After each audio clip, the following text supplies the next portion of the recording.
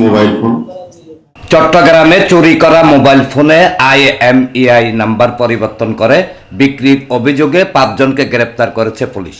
উদ্ধার করেছে 157টি ফোন।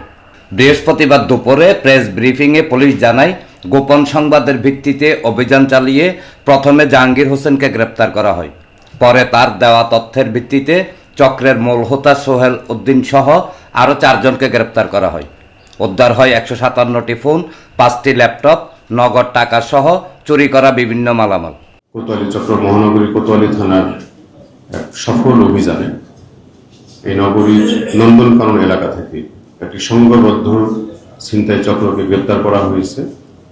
একটি ছিনতাই মামলা অনুসন্ধান করতে গিয়ে বা তদন্ত করতে গিয়ে আমরা মূলত এই গোপন সংবাদের ভিত্তিতে এবং প্রথম একজন গ্রেপ্তার করা ব্যক্তির কাছ থেকে তাকে জিজ্ঞাসাবাদ করে যে সকল তথ্য পাই সেই তথ্যের ভিত্তিতে আমরা নন্দনকানন এলাকায় অভিযান পরিচালনা করি। সেখানে মোহাম্মদ সোহেল ওরফে পাকি সোহেল নামক যে ছিনতাইকারী চক্রের যে লিডার রয়েছে তার একটি আস্তানার আমরা সন্ধান পাই, তার একটা ল্যাবরেটরি সন্ধান পাই।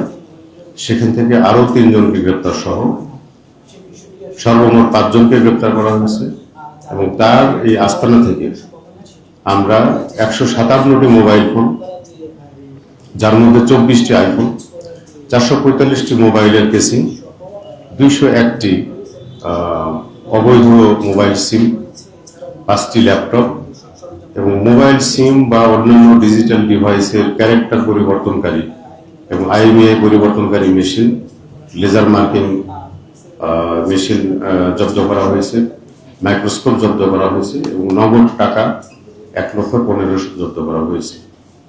তাদের বিরুদ্ধে মামলা রুজু হয়েছে দণ্ডবিধি এবং সাইবার সুরক্ষা আইনে। পরবর্তী আপডেট আমরা আরো জিজ্ঞাসাবাদ করব, করে আরো কোনো সিন্ডিকেটকে আমরা আইনের আওতায় নিয়ে আসতে পারি কিনা, সেটা থাকলে আমরা আপনাদেরকে আপডেট দেব। ডেস্ক রিপোর্ট, প্রগতি 24 TV।